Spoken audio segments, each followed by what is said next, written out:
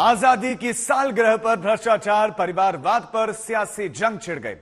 लाल किले की प्राचीर से प्रधानमंत्री ने भ्रष्टाचार परिवारवाद पर तीखा वार किया, विपक्ष को घेरा। उन्होंने सख्त लहजे में कहा कि भ्रष्टाचार और भाई भतीजावाद से नफरत करने की जरूरत है।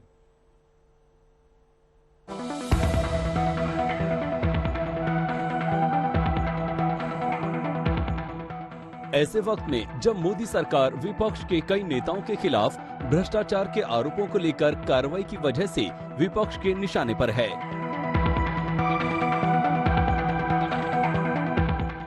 लाल किले की प्राचीर से 83 मिनट लंबे भाषण में पीएम मोदी ने साफ कर दिया कि करप्शन के खिलाफ जंग रुकने वाली नहीं है।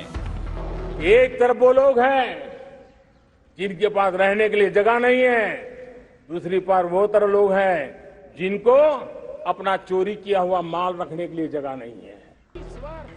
पीएम मोदी ने कहा, सरकार ऐसी स्थिति पैदा करेगी जिससे देश को लूटने वाले लौटाने को मजबूर हों।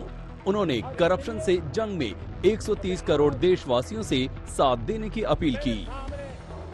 जो लोग पिछली सरकारों में बैंकों को लूट लूट करके भाग गए, उनकी संपत्तियां जब्त कर करके वापस लाने की कोशिश कर रहे हैं। कईयों को जेलों में जीने के लिए मजबूर करके रखा हुआ है।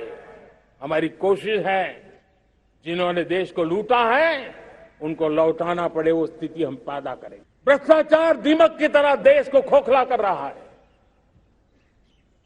मुझे इसके खिलाफ लड़ाई लड़नी है, लड़ाई को तेज करना है, निर्णायक मोड़ पे लेकर के ही जाना है। तब मेरे 130 करोड़ देशवासी, आप मुझे आशीर्वाद दीजिए, आप मेरा साथ दीजिए।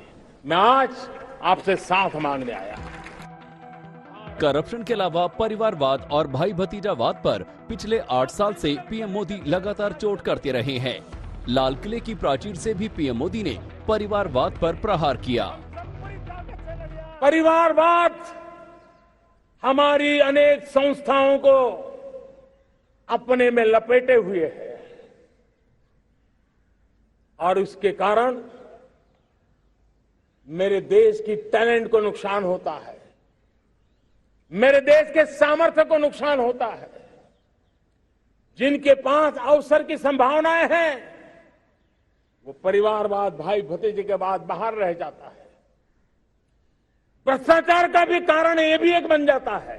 राजनीति में भी परिवारवाद ने देश के सामर्थ्य को सबसे सारा अन्याय किया है।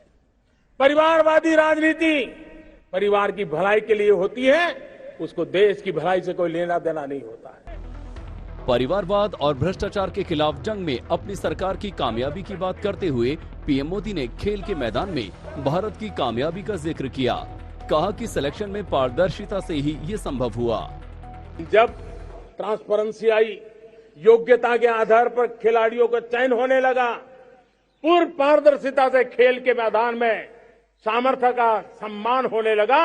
आज देखिए दुनिया में खेल के मैदान में भारत का तिरंगा फहरता है, भारत का राष्ट्रगान गाया जाता है, गर्व होता है और परिवारवाद से मुक्ति होती है, भाई भतीजावाद से मुक्ति होती है, तो ये नतीजे आते हैं।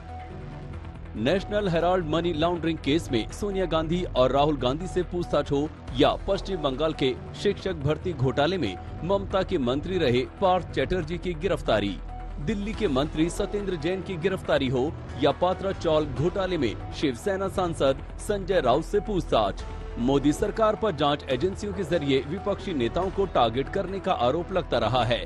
लेकिन जिस मजबूती से पीएम मोदी ने लाल किले से भ्रष्टाचार के खिलाफ जंग की बात कही, उससे साफ है कि विपक्ष के हमलों से सरकार के इरादे पर कोई असर नहीं पड़ा है। आशुतोष मिश्रा के साथ हिमांशु मिश्रा, दिल्ली, आज तक।